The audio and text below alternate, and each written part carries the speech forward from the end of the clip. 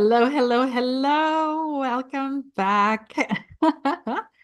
I am so excited to be back with Curtrice. And this is, like I wrote in the intro to this is an absolute topic that I feel is so important. And we really need to get on a different level with it. And so I'm super happy to welcome Curtrice back. And we're Yeah. going to be doing a two-part session. You'll find the link to the second part in the chat box, but I'll let her explain. Curtrice, thanks so much.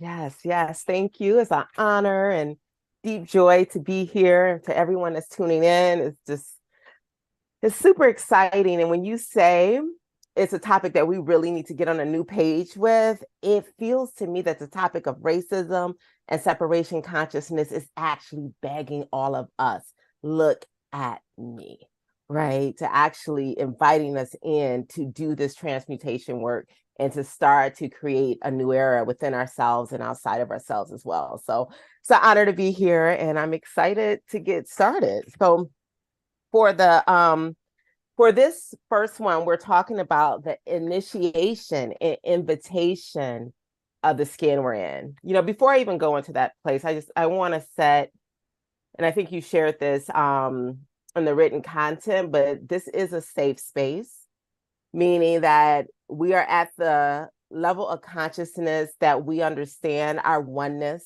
together. Though we all have different identities, there's gonna be language and things said that may actually trigger your body and emotions.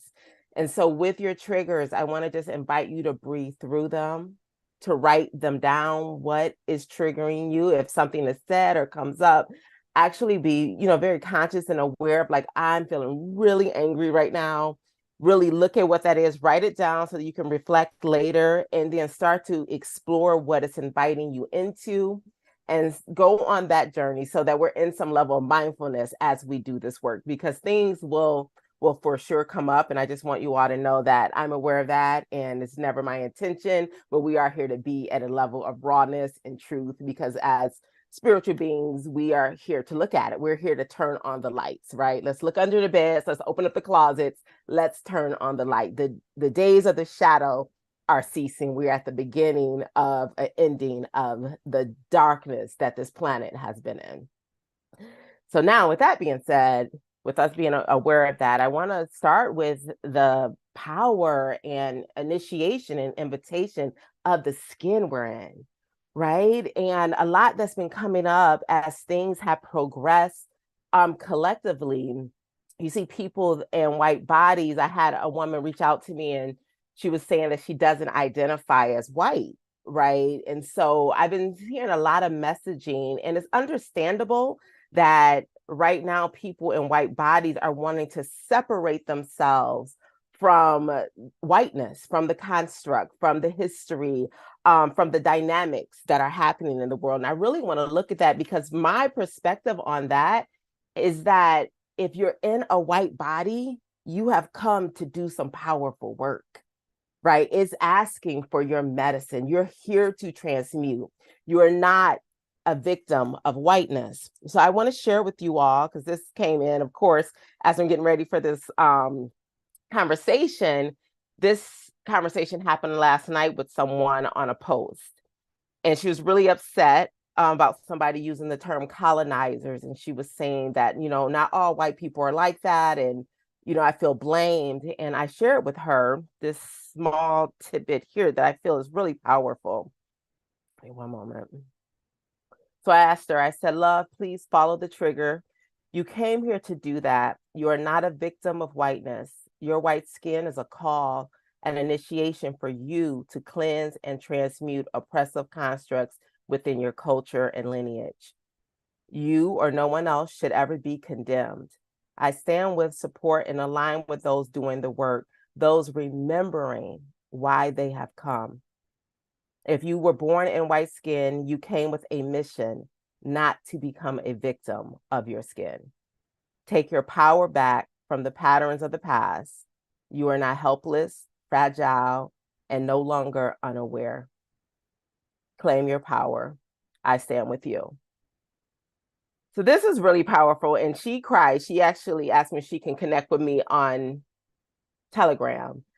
And so that's a big piece. You may not hear a lot of people talking to people in white bodies in that way, but it's so important. It's so important for us to start to unravel these dynamics of separation, right? What is the dynamics of racism? It's us against them. It's those in white bodies against the ethnic groups, right? And so when you look at that, where are we going to get with that separation? And if we stand back just a moment, we can see that this is actually a collective assignment. In that separation, it prevents us from seeing some of the really powerful nuances that will create a radical shift. So if the dynamic right now is white people are privileged, these are the oppressors, the colonizers, and here are the people that's been oppressed and harmed. Now, if we look at it that way, we're not really seeing white culture or people in white bodies clearly. Are they really privileged? There needs to be some clarification and context to that, because when we're in this dynamic, we don't see the discontent of white Right. people. We don't, right? We don't see the disconnection from heart, soul, the lack of culture, the things that they are living and have lived because of supremacy, because of the patriarchy. So if they're just privileged and we don't actually get to see their vulnerability, not fragility, but their vulnerability, the dis-ease, the mental illness within the culture, right? So if we don't get to see that, and they're not doing that level of work, how are we ever going to change anything? Yeah. Right. So the privilege conversation, these things needs to be distilled. I feel like you want to share something, Carly. Go ahead. Yeah, no, you're absolutely right. Yes. Absolutely right. Because Yeah. the people I work with are across all like the full, Asians, Mm-hmm. Caucasians, everything, right? And Yes. I can't say that they feel more privileged or they feel above others. That would be an untruth. I don't feel that to be true at all. Mm-hmm. But I do see the system. I do Yes. see that. I do see that to a certain extent. Um, there's something inherited that gives someone, a little bit of a jump ahead in Absolutely. certain arenas. But in the actual day-to-day life, Mhm. I don't know. I'm not, like I feel All like right. they're that way. I mean, every human being is that way because everybody feels like they're disadvantaged when it comes to life, you know, Right. The that human everybody experience. feels like Right. I don't have what it takes to survive this. Yes. Yes, yes. And that's right. So privilege systemically, yes, absolutely. Mhm. Just the responses of racial programming, like whether somebody survives a traffic stop or not, right? Yeah. Or, credit approvals, like all those things Yes. are real. But They're real. like you said, you and I both, because we have relationships and clientels with people of all races, Mhm. we are able to see the human experience in everyone, right? You know that Mhm. everyone is struggling, but that construct, that narrative that's out there for like white people that I've been in classes and around people in white bodies, I like to say that to kind of help us Yes, it's see, true. right? In Yeah. that place that the privilege term has set them up to think that they don't have work to do. Well, Mm. because everybody's just telling me I'm doing so great. And so, like I said, we don't see their True. truth, their Yeah, vulnerability. it's true. And so Yeah. it's so important because Yeah. there's a lot white America's healing or whiteness. I'm sorry, I'm always Yeah. in America because I'm in America, but globally, like just the construct of white people reclaiming their power from whiteness, the construct that was Mm. created. That is what makes this collective, right? And not about you against me. It becomes Yeah, us really unraveling a system. exactly. Yeah. Because you mentioned, I think in the last one or in our private conversation, I'm not sure anymore, but there's a certain societal structure to this mindset that they brought in all those years ago, right? Yes. Patriarchal. Yes. Um, but what I've also thought is that what a lot of people don't recognize is that that mindset of division and of denigration and of authority, that hierarchical, Hierarchy. it doesn't just stay with Black people, or with people of color. Yes. eventually it turns around and it affects them too, on some way, some level, some shape, some form. And Absolutely. it's it It's, feels as well, because you just brought up that point that they feel like they have no work to do, and it's that is true. that is true. That is very true, because I feel that they think it's enough to say I'm not racist, you Right. know. And but if you need to go ahead and do all this work to eradicate alcoholism out of your family, the vibration of it, and you go to these ancestral healings and you do all this work and you do all this stuff and you're healing your Inner grandmother and child. your grandfather, but you're leaving out the most basic fundamental thing of hatred for another human being based on a skin color that is eradicated within 2 generations. Like, Right. you know, Right. that That it's chills. mind-boggling to me, because it's not that deep, you know, our looks, it's not that deep. Yes, yes. That's so powerful. You saying that, like, everybody's doing inner child work, but Yeah, racial program, that wasn't passed down to me, right? yeah, And so that very that inclination to avert is one of the patterns that I see that has been passed down in whiteness, hmm, right? To not look, to yeah, not say anything. And that in itself is disempowering, yeah, right? So that's why I speak a lot about the voice of white people. Like, to say that white people need to be empowered, people are like, what? And it's like, actually, yes, because that, until nobility, honor, empowerment, true balanced power is synonymous with whiteness or white culture, the work is not done. The work hmm, is not done. It's not about checks. It's not about initiatives. It's not about performative actions. It's no, about deep soul evolution, a conscious evolution, and actually looking at yourself and where you have all also given your power away to whiteness, because it's a very interesting club to be in. You yeah, can't be too empowered. You have to go along. You have to avert your eyes, right? But as spiritual beings or human beings, we're here to reclaim our sovereignty out of all of these systems. Like, our freedom is why we've come, yeah, right? So I always tell people, like, that's the big piece with dynamics too. It's not about what you can do for the other solely. This is about your own liberation, hmm, collective liberation. yeah, That's what we're doing right now. That's where the racism conversation is for me. And we have to go deep and raw into this in this into way. it, yeah. Yes. You brought up another point last time where you were speaking about this lady who you threw it into the group and you said, you know, oh, there was an accident over on the street and a man died. And this lady admitted that when she heard that Mm. it was a Mexican man, I think it was, Yes. Yeah. that she felt a little bit, oh, it's okay. Yeah. Yeah. It's okay. And I feel exactly that's the point. That's the point. Like the subconscious atmosphere that we create around other, you know, and Yes. what is worthy of life and how they're allowed to live their lives and what that means. And now that I'm older, I'm starting to see things a little bit differently, you know, like when you're younger and you're hot, you're cute, you know, Yeah. like a lot of things just fly by.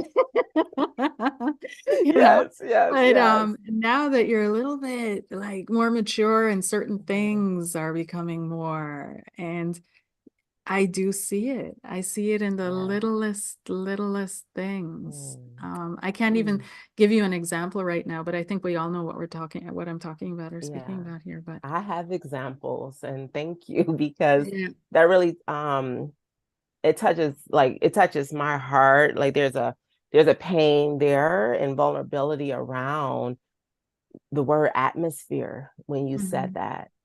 And that's why this invitation for everybody to step into this work, I know you all have heard this before, but to walk softly on the earth, yeah, it always touches me so deeply. And when I think about the atmosphere of racial programming for people who say, I'm not racist, I'm nice, they're taking their kids to school, they're going to Starbucks, they're doing these things, and, mhm, there's no moment of, racial perceptions happening for them. They're not right, even around people that don't look like them. yeah, But that atmosphere that is created, in Mhm. coffee shops, in Target, in convenience stores. No matter how empowered I am and how much work I do and how I elevate my life, I'm still not living in an atmosphere that is honoring and safe and comfortable for me to exist. And so that walk softly on the earth, our sacred responsibility to create atmospheres that are inclusive truly from a soul level is really what I hope for, what I hold out for, what I want to help facilitate to create this new energy and way of us, cohabitating together. Mhm. Right. Because it is. It's like, my life, like I have a wonderful life. I've created that. I've awakened into that. Yet I still feel and experiences the implicit biases, the just the atmosphere, the uncomfortability, the racial tensions of Yeah. people who don't feel that they need to do the work. This isn't Yes. as important. And as long as you can go get a job every day and you can make it, then they feel like, well, the world is fair. But we're going beyond a fair world. We're going into benevolence because that Yeah. is the truth of who That we is the are. truth. Yeah, That exactly. is the truth. Yeah. No Yeah. more lack. No more No more just lies. making it. Yeah. No more and no more lies. Yes. Thank you Yeah, for sharing it that is piece. it's absolutely true. And I feel like a part of this conversation is why people are still in that, these implicit biases, these small Mm-hmm. subtle currents, like Mm-hmm. somebody asking me, do you do your hair like that every day? Because I pin it up in sections sometimes, and it has Mm-hmm. these nice cute little rolls. I actually saw that hairstyle on this actress on Netflix and I thought it was cute, so I went and did Okay. it.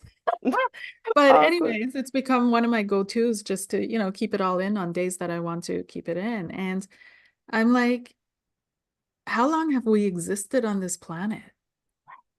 I have Asian friends. I don't ask them anything about their straight hair, Right. you know? Right. I Right. don't ask them, I don't feel the The need to otherness. ask them anything about their looks. I don't feel the need to point out the obvious. I don't feel Mm-hmm. the need to do that. So I keep wondering, where is that coming from in you? You know, like Mm-hmm. The what truth. what is this? Why is Right. it so hard? Especially when it's coming from no offense, but an American lady who's lived in New York for her entire life. Right. I'm like, Don't you see people? Don't you see people? Right? Can like you see? what? Yeah, yeah, yeah. And I Mm, but that benevolence that you're speaking about, and I wonder if it's coming from a root of fear, you know? Why is it that they're so afraid? What is it that they're so afraid of when or we are so afraid of when we tap into other? But I do feel it's specific to this group, because mhm, other mhm. cultures that I've gotten to know, they're open to what they don't know. Welcome, Right, have a seat at my table. Come on in. Oh my right, God, look, right. everybody, this guy traveled all the way from here. Whereas here it's very exclusionary. And I don't feel that it's just explainable by the weather. It's cold and we have to Yes, like in the north, just kind of yes, right. like The coldness and like what is uh, this fear? the fear. Like, are you saying like of actually dropping into like a relaxed state of being with another human being? Yeah, yeah, That yeah, part, right? that part. Right. Yeah, it's interesting. I was when you were speaking.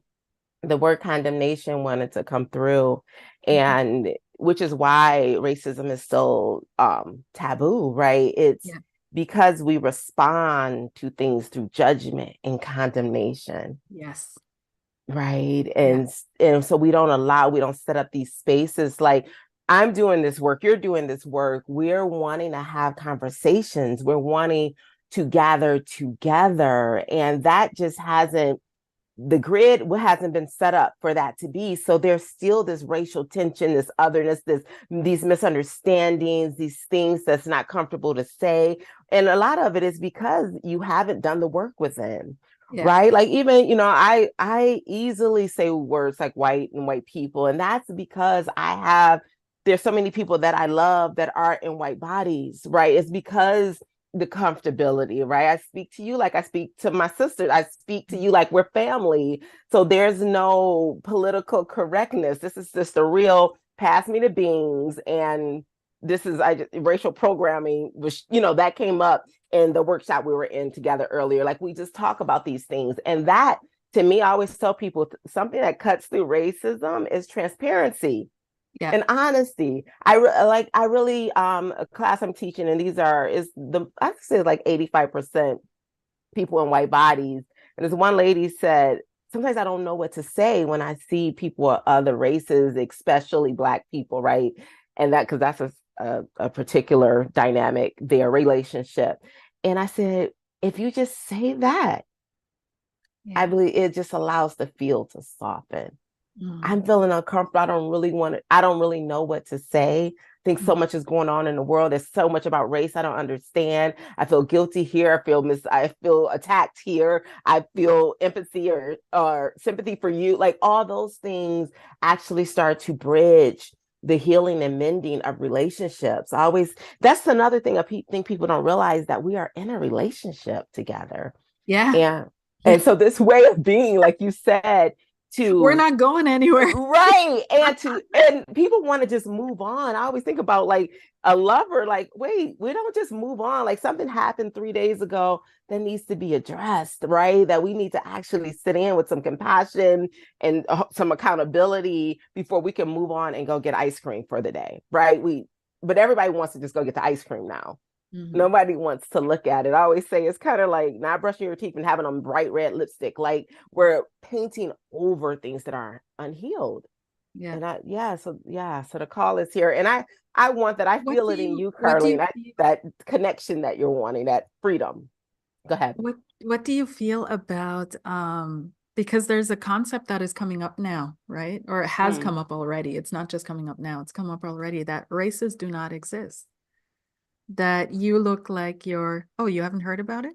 no. So they're saying that back in, the 1700s or whatever, 1800s, there was this German guy who classified races for the first time. Before that, there was no classification of races per se. It was based on where people were from, and, people Africans or Middle Eastern or what have you.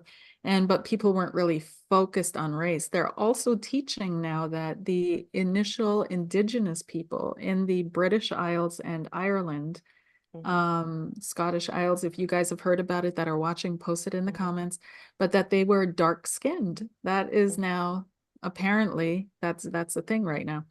But they're now saying that races don't exist because if they did exist, they would be permanent, but they're not permanent. They're just reflections of looks, kind of thing. You look like you're like those that you grew up with, you look like the people around you. But racist is people who discriminate against people because they look different. And Exactly. I'm not Hold on, connecting hold how on, hold that, on. It gets so they're okay. saying that basically because your genetics change, right? Everything Mm-hmm, changes within minimal generations, 2 generations. That's why I was saying we change. Like, if you get married to someone who's lighter skinned and you mm-hmm, have a child and they get married to mm-hmm, someone who's lighter skinned, their mm-hmm. child is going to be light skinned too, Right, because right. you look like the people that are around you. But Okay. if there was an actual race of humanity that was distinctly separate, then that wouldn't change. Right? So it Wow. would it would pop out again somewhere along the line. So they're saying that, having a different skin tone or a different hair texture, Mm-hmm. it doesn't matter because you have curly hair. I've seen red-headed people with curls Yeah, and yeah, ears, yeah, yeah, and yeah. they swear up and down they've never had anybody black in their life, in their family tree, right? Right, right. So it's they're saying that these are all variations of humanity and that there's no strict human race. Well, yeah, okay. Okay, I'm I just, agree. I'm I'm there. asking what you're I thinking get, about it. I don't yeah, know what I think about it. I get that. I get that. It was Yeah. made up. I get the race was made up. But here's the thing about those type of think tanks or thought pieces, is what does that have to do with my brother in LA walking down the street and white women Yeah. crossing the street? Or let's go even deeper than that. What does that have to do with what I'm about to tell you? I took a Uber the other day an older white woman picked me up named Lisa, really sweet, seemingly sweet human. And I opened up the door and I got in and she was like, oh, hey, I have my dog with me in a little case.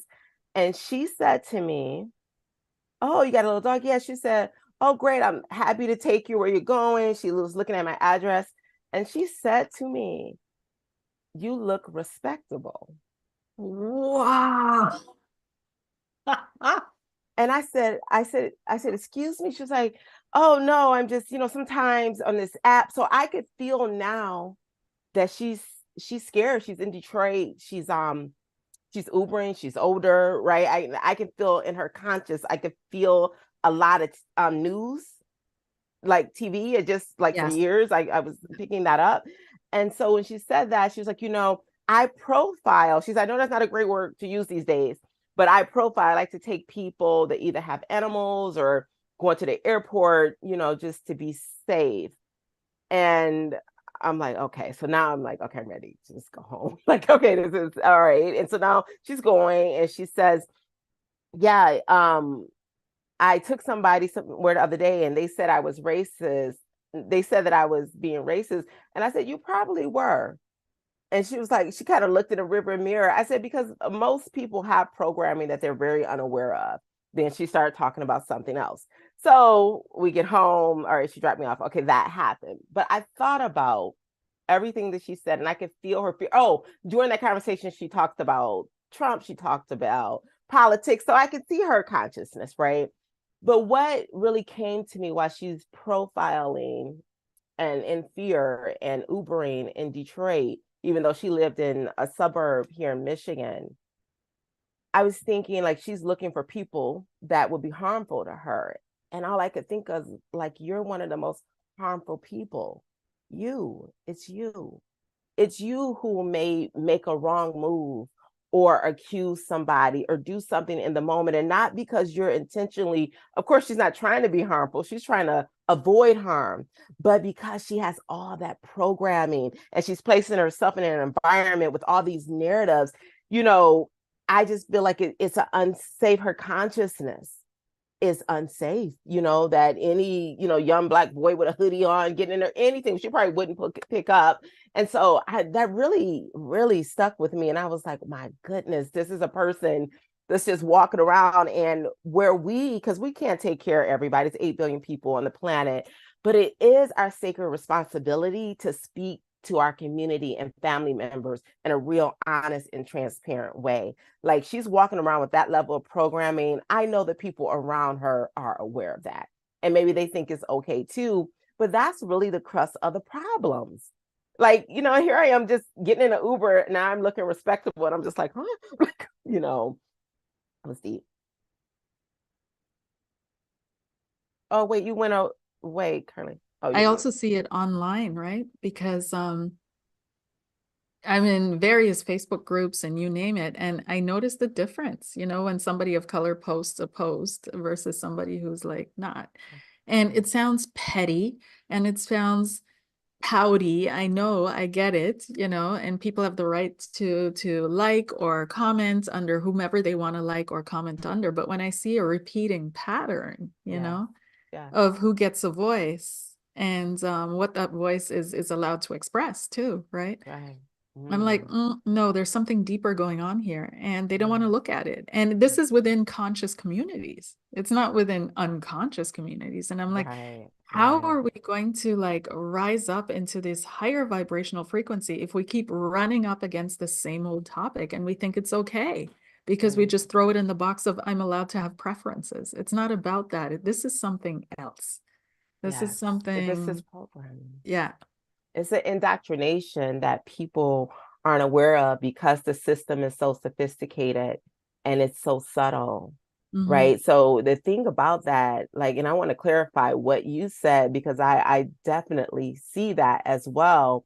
That it's not like a Black person posted something in a Facebook group and a person in a white body or a white person said, oh, I'm not gonna engage with that. No. The programming is subtle. That is Yes. what I want people to know. You may not even know you're doing it. Like the behavior is not loud. You didn't have a clear thought, right? Yeah. And so it's because, and how can we know that we come from this level of programming historically? It's been so deeply indoctrinated within our society. What makes people think, especially in the spiritual community, that we woke up one day and it's all eradicated, that your consciousness is fully clean? Oh, that program is not here. What did I miss?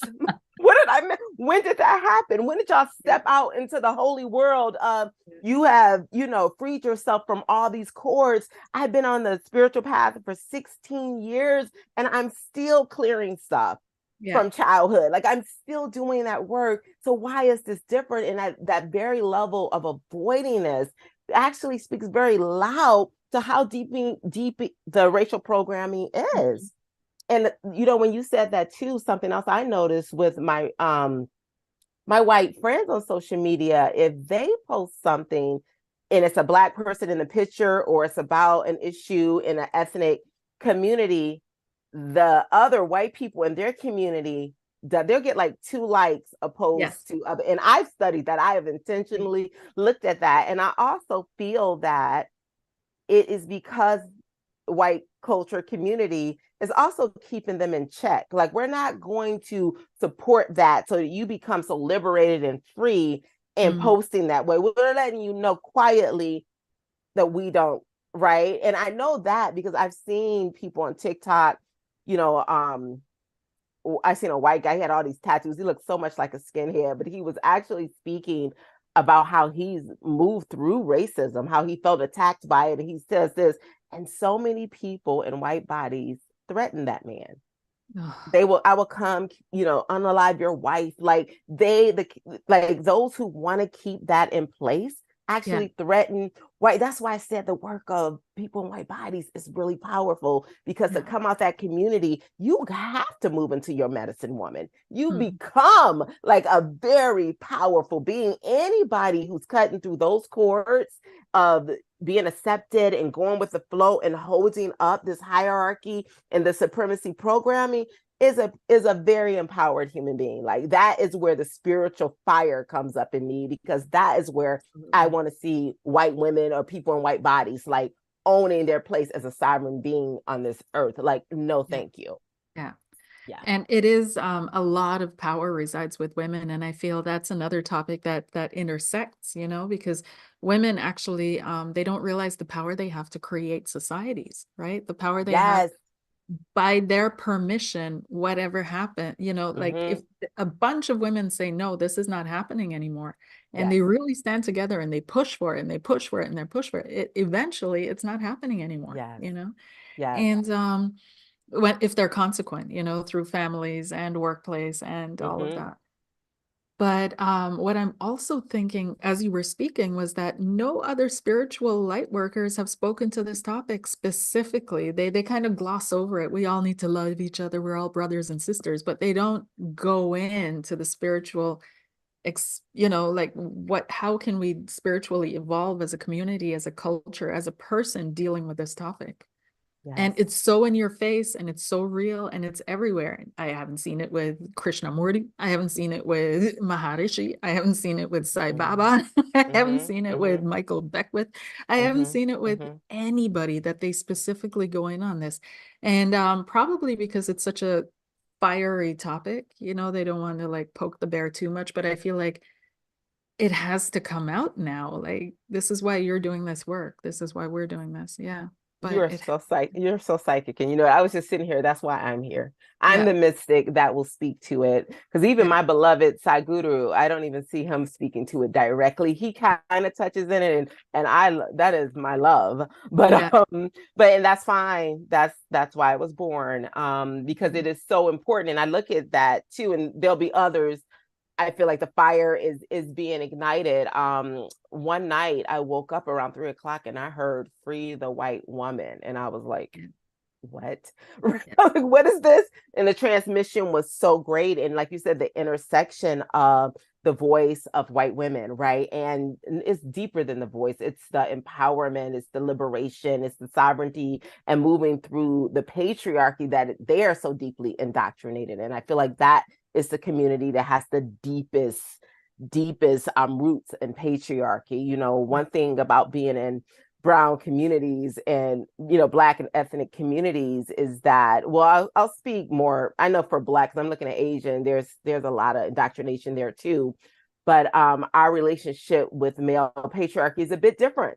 It's a bit different. We have a bit more of a fire and independence because of some of the atrocities that has happened to Black men in our Yeah. community. But there's also a freedom of speaking up. Like even in my intimate circle with my sisters who are in white bodies, I am the one to say, like, no, give me the phone. Let me text him back for you, right? Like I bring that level of freedom to speak, and they're still working through that piece. And that's going to be the game changer, to see people in white bodies in the spiritual community speaking to truth. And that means what? Letting go of all the amenities and privilege that you think you get by staying silent. And that's a code that was passed down to you as well, Yeah. that your ancestors were silent while people were being unalived in backyards every day too. There were people who weren't active, but they were in that space of silence. Mm-hmm. Mm. Mm. Yeah, and I get chills when I think about my own voice just as a being on this earth. Like it's taken so long for me to cultivate it and share it. And so that journey feels really close to my heart of like, this is my power, my right to speak, Yeah. right? And that's for all of us. Yeah. Yeah. Honestly, it took me a long time to realize that I did have a problem with it. Like even in our last interview, I was like, you know, and then after I thought about it, I'm like, wait a minute, because a lot of it was how I was raised too, you know, like my Mm. aunt in Canada, even though, oh, gotta be careful here, no person, Yeah. but I have a family member. Mm-hmm. And she is pretty she was scouted back in the 60s, late 60s, early 70s, I believe, and scouted by Canadians because back then they were looking for people to fill up the country. And so they were going through universities and offering to university students to come and work for the Canadian government. And she happened to be one of them. And so Mm. we have these pictures of her like literally building up the country kind of thing, you know, and working up in Nunavut. And she's the only one, short Black woman, and all Mm. these tall white men around her. And she's doing her thing. And so in our family, it was like, don't let yourself be stopped by that. Don't fall into that nonsense. Don't fall into that trap. It has nothing to do with anything but how you present yourself, you know? Mm-hmm. Mm-hmm. So I have on one side that, right? And on the other side, since I grew up in this country where I'm at now, you know, like there's certain things that I just tuned out, tuned out, tuned out, tuned out. Otherwise, Mm-hmm. there's no surviving, you know? And I can't Yeah. say I had it bad. That's the thing too. Like, and I'm not being in denial any about this, like, Right, because I've right. seen it with, for example, Turkish friends that I have, Turkish friends here that growing up, they had it a lot. Like I could see what they were getting because they're like the air quote Mexicans of Germany kind of thing, you know? Mm-hmm. And Mm-hmm. in comparison to what I was getting, right? So, but things have changed. Yes, yeah, yes, yes, Yeah, yeah, yes. And that's yeah. it. But also my perspective, my knowledge, Mm-hmm. all of that has changed as well. But yeah, there's an issue on this planet for sure. Yeah. And Yeah. oh, yes, yes. I relate so much to like the piece, what I'm seeing now, what I'm seeing to come actually is that it makes sense for the spiritual teachers, spiritualists to enter into the third dimension as teachers and wayshowers and guides. We've always talked about that, but we've done that. It's been an incubation period for us. Mhm. We've been in our own communities, and now there are those of us that are popping out that have been initiated, right? We have ascended. We're in that piece. Like the matrix falls at my feet at this point. Like there's, you know, I couldn't have said that to you, even though I had all the conscious understand. I was still moving through my own thing. And so when we do that, that is when we'll start to see the people realize that this is what we've been waiting for. How long have we been in the background while the matrix is doing its thing, Mhm. like preparing for today? I got chills as I say that. And like what you said as well about your life, you know, like I grew up, I actually grew up pretty, when I look back at it, I didn't know it then, but coming back home now, I'm like, oh, wow. My mother was on welfare with 3 kids, and I'm the first one in my family line to not have a baby at 16 or 17 years old. And I'm seeing all these, but I didn't know it as I was moving through it, right? I Yes. was really Yeah. being guided. And when I come back home to Detroit, even though I have created a life that I feels wealthy and beautiful to me because of my spiritual wealth and knowledge and sense of peace, and there's opportunities, and like you said, how you present yourself. I have been the first person to do a lot of things, even in work. I'm like, okay, there wasn't a Black woman as a manager, now there is, like, because I believe I transcend whatever your rhetoric and programs are. I know that we can do that. But what about those who look like me, who will never maybe actually ascend to that level of consciousness or knowing of thyself, or that self-realization? Like, it makes sense that I still want to create a world that is just and honorable to all human beings. It's not about me making green smoothies every day. Like, I've been living in Topanga. Like, I don't have to be involved in this, but this isn't a have to. This is an inspiration, right? This is like a sacred, this feels integrous and honoring to human beings for me to speak on this subject and not allow racism to bully me with averting my eyes, making me feel small. Like, I can't speak my voice and my heart, because people may not like it or people get uncomfortable. That in itself, to me, is seeping away my power. Mm-hmm. And that's how, if you look at it, I think this kind of came up early in the conversation. A big piece is that all of this comes from that seed of lack and disempowerment. That is where racism, that is the seed of it, that is the root of it. And Yeah. when we look at, people in the conscious community not speaking to it, or people doing overt hateful things, that is where it is. When you feel empowered and truly abundant, right? Like, you really feel prosperous within your being, you're going to want to rise into this work, right? It's about your own, it's a natural subset of your own evolution. Yeah. That is it. Absolutely. Yeah, it's not a have to, it's an inspiration. You should Want feel to. compelled, yes, to do Yes. Yeah. anti-racism work and Yeah. regain and reclaim Yeah. your power. I have another example to what you just said. I was working Mm-hmm. with this lady, and she was voting because I don't know if you've heard what's going on over here, but right now, this year, I think there are the Mm-hmm. most elections around the world globally that have been in a long time. Like, there are, I think, over 200 elections, something like that, that are I know happening. Mexico just had Yeah, one too. Mm-hmm. yeah. And Mm-hmm. so there's a lot of stuff going on around the home, local home, Yes. um, nationalism, it's all coming up again. And so Germany, no less, right? And so there's Yeah. a lot happening here in light of Mm, that. And people mm, will tell you, like, I'm not racist, but there's something happening with this country which I'm not in agreement with. And I don't see this as being beneficial to me or my children or my mm, descendants and so on and mm-hmm, so forth. mm-hmm. And it's all around the migration, immigration issue that is going on. Okay. And Okay. Germany Okay. has taken in a lot for its size and Mm-hmm. but the way it's been done, it's all debatable. That's all politics. But I was working with a lady, and she was speaking about how uh it's for her, it's also about feeling connected. She's German, and for people to feel connected to the country and to the people was important for her, to Mm, the beautiful. perceived German identity, which is Mm-hmm. interesting. That's a whole other topic in debate, because that German identity that they're so attached to didn't pop up until the mid 1800s with Bismarck, but Mm-hmm. that's whatever. Right, right, right. It was And created. so Mm-hmm. anyways, so she wants that was really important for her, that people feel connected, that they feel like they're a part of this. And she felt that they didn't feel that way. And so that was a threat to her.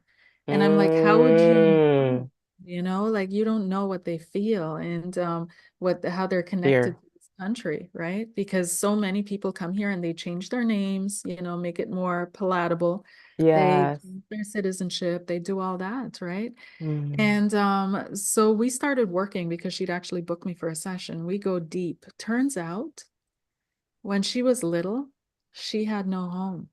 Mm, She had a home with her grandparents in a sense, but it was always in the knowledge that this was unstable, that she was going to be out soon. Her mother wasn't too stable. And it feels, when that came up out of her, right? This not feeling a sense of belonging. yes. And all of a Mm, sudden, we could see the red line connecting to what she was mhm. feeling inside this atmosphere that she was living in, that she was now seeing projected on the outside of herself. And so Right. we see the same topic reflected back to her in this Mm-hmm. huge situation, right? And all of a sudden, what you've seen, you cannot unsee. And it became clear to her that her thinking was going down a kind of a wrong path. Yeah, yeah. And Mm, so you saying that this is a point of healing to start yes, healing. It's not a yes. point to start arguing or becoming aggressive with one another, but to really look Right. at what is the underlying hurt, need, voice that needs to be heard under Mm, this, yes, right? yes, And so there are a yes. lot of people right now, I feel, in Germany, which is why I want to get you here, Mm-hmm. Yes. that are going through this, that are feeling some way about what they see happening on the outside, Mm-hmm. but they're not connecting to the dots to what it means on the inside for them, Yes, what's yes, going on yes. here. And they're not using it as a point to evolve rather than devolve. Right, right, right. Using it as a point to evolve. And that it made me think too, like just leadership itself, when you look at the wars and all the things, I always say consciousness is the game changer Mhm. because when you have like immigrants, people trying to come into your country, like all these different things, I'm always sitting there thinking like, you're here to innovate, Yeah, create a system that works for everyone, even though yeah, it may not be perfect, but be more benevolent. What I see is usually there is just a replication of what has been, but we are here to create the new thing. The thing that has not been done, just like my work, like I don't have anybody to really look at to say, this is how you do that.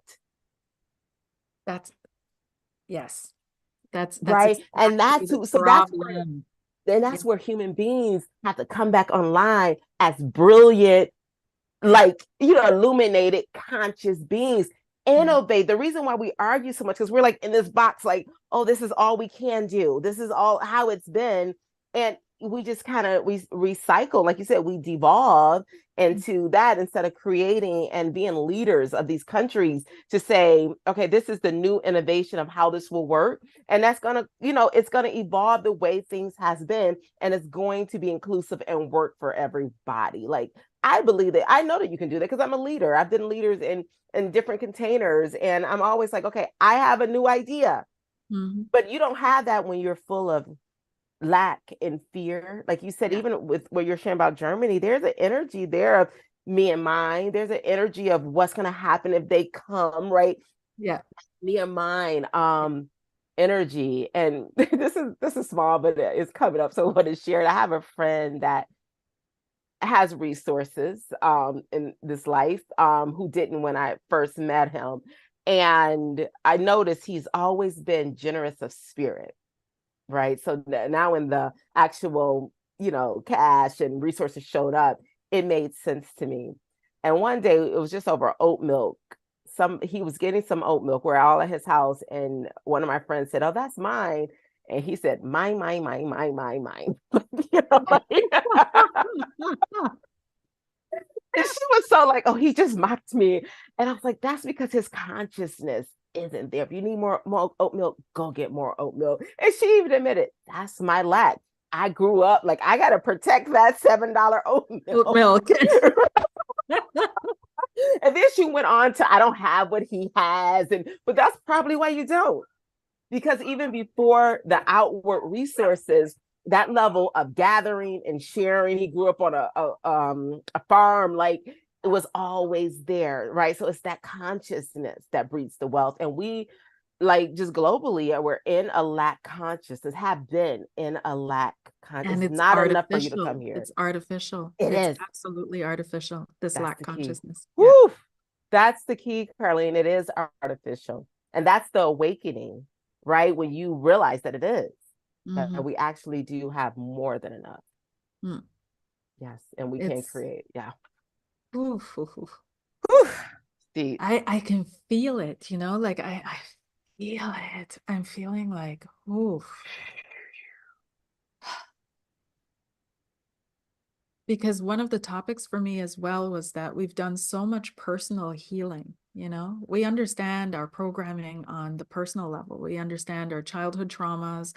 We understand what they evoke. We understand our schools. We understand, all these things, family. We Yeah. understand how we program ourselves.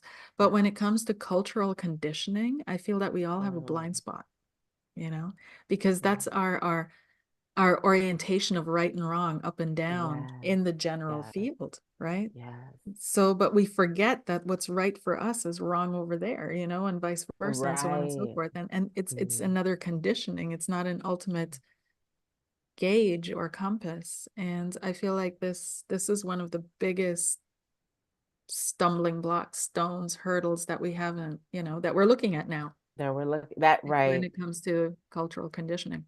Yeah. Is that Cultural conditioning conditioning. of us versus other, Yes. and the hordes of darkness over there that are going to like fall into us and take us all over. And I mean, the whole narrative that is running now that people are going to die out in a couple of years, that certain type of people are not going to exist anymore, and that they're being targeted, and people believe that.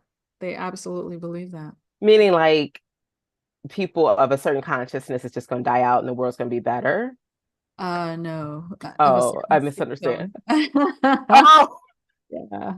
really? Okay. Yeah, yeah, they I see haven't. they see it like that. They see it as being targeted. They see it as being things are done on purpose, that they're infertile, and that the fertility of other races are being boosted, and so that they can die out. There's this deep underlying fear there. Yeah, there's a storyline that's running with that. And is that for people in white bodies? Is that Yeah, it's a political storyline, but it's still a storyline. Yeah. that's scary because Mhm. when you say that, mm, mm, when you say that I see the continuum of the fear that is in the root Yeah. of whiteness, the construct. Everything is driven from furthest, the fact that slavery, all of these things that's happened, it's been at the root of fear. And it's like that entity of Yeah.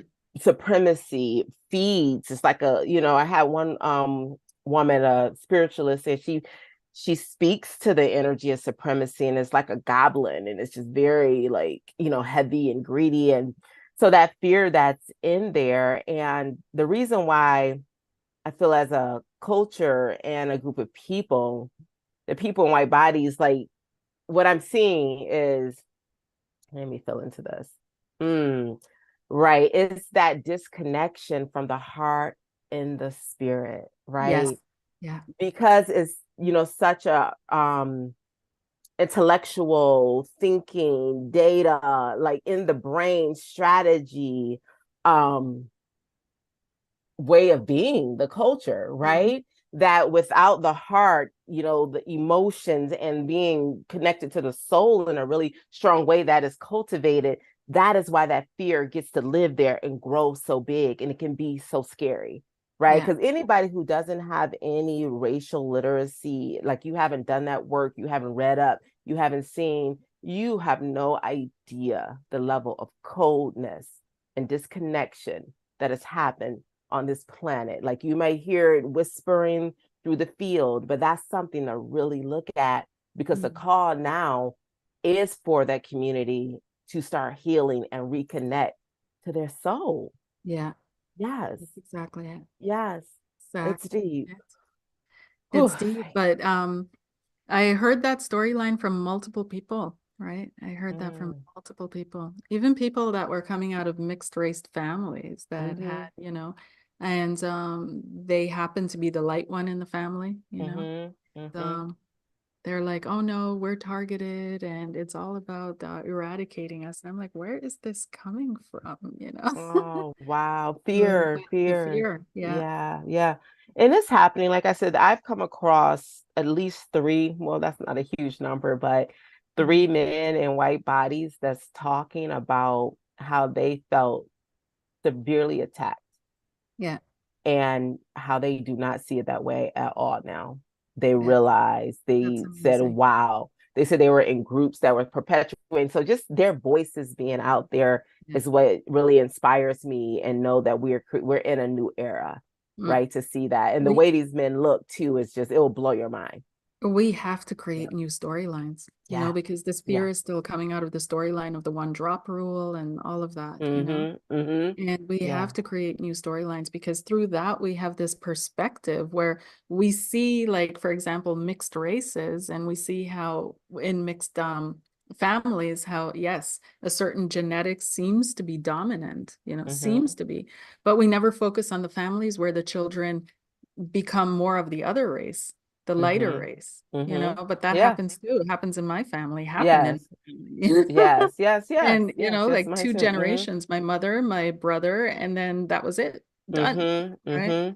And Wow. so it's like we're still going according to these old ancient narratives, and we're not paying Yeah. attention to what's happening right now in our face, and You're what's right. actually, and so we're not creating new stories to attach to. Right. Yeah. Right. Yeah. And that's a big story. Like, if white people are feeling like that storyline or that narrative that they're being eradicated, and then Black people feel the same way too. So it's kind of like everybody's still fighting, right, to save the South, right? And dropping into, that's a very low, dense Yeah. consciousness there. Yeah. Yeah. You have to move out. I'm very aware of what's has happened in terms of the Black community and like my experience and all those things. And yet I think the work is, letting and sharing, like in my work, that white people, you are safe, like, and love. Like, this isn't about us separating. This is about Yeah. us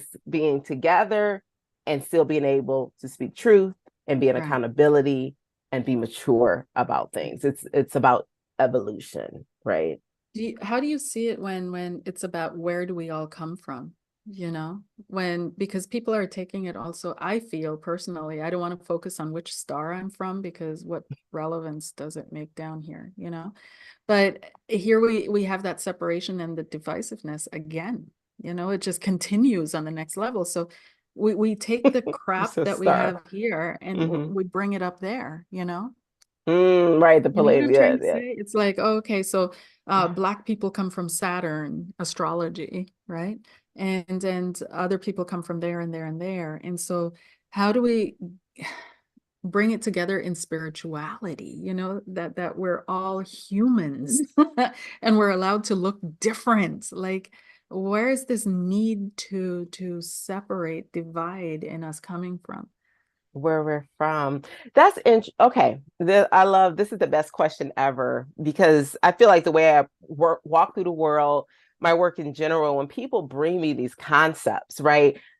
I don't know what they have to do with what's happening in the day to day right now in the Right now. world, Yeah. right? Like, even they were talking about appropriation, and this is on TikTok, and can white people wear braids? And Yeah, one all the girl went back like, oh, the Vikings were wearing them. I said, but let's be in the here and now, Mhm. and let's speak about, is it's something that Black culture wears at a high momentum, like our hair braided, we always have. And let's really talk about why it's triggering when you wear it. Can we talk about how hurt and unseen I feel? Can we talk about the lack Yeah. of apology and atonement that has never happened for our community? Mhm. This is why it doesn't feel like an honoring, and it'll always feel like a taking, Yes. because there's no presence, right? You're There's not no in your presence. heart. I don't want the background on Vikings.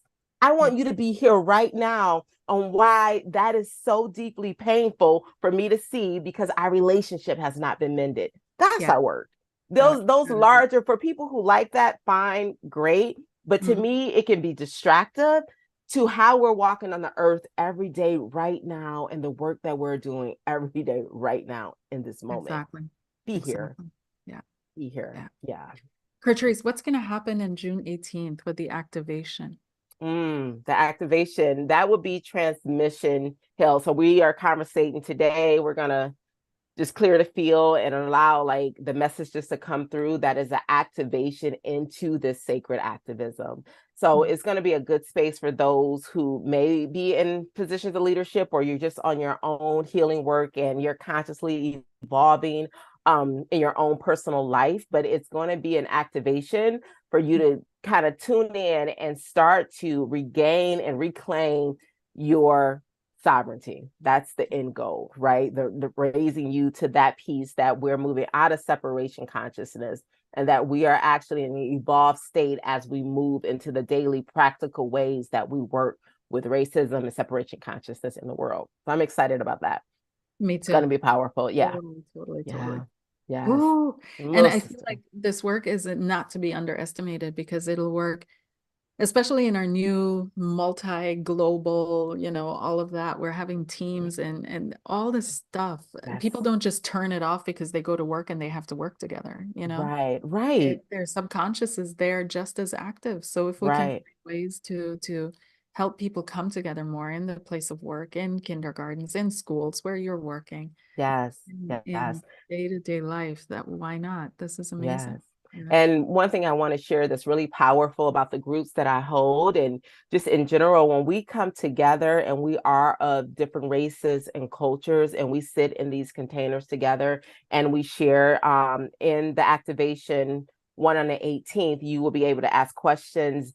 That is a alchemical shifts that happen, right? There's a lot that's happening within your field in those classes. Like sometimes when we get out of class, we're like sweating.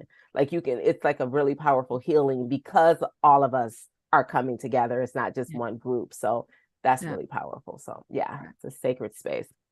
Whew, I'm Beautiful. excited. I can't Me wait. too. And Me too. yeah, Yeah. I hope people find the courage within themselves to Mm, do this and absolutely. yeah, to be there Absolutely. because one less thing to do on the long list of things that we we need to like Oof. elevate out of. Yes. But I can feel into when you said that, the more we move through this work and heal and mend and disassemble, we're all going to feel a relief energetically. We Yes. don't realize how much is pressing in Yeah. the field Mhm. for It's one everyone. of the biggest elephants in the room. And Absolutely. as in our conversation earlier, we've all gone about it in previously in a kind of, but we were less mature, so we're Yes. allowed. Yes. But now we're a little bit more mature, so there's more love to be found in the Yeah. in There's more yeah. opportunity. Mhm. Absolutely. All right. Mhm. Thank you so much. This is I beautiful. am so Thank you. happy, Curtrice. Yay! Yeah. So excited. Awesome. Okay, and I'll see you June 18th. Okay. Thank See you then. Bye, everyone. All right. Thank you.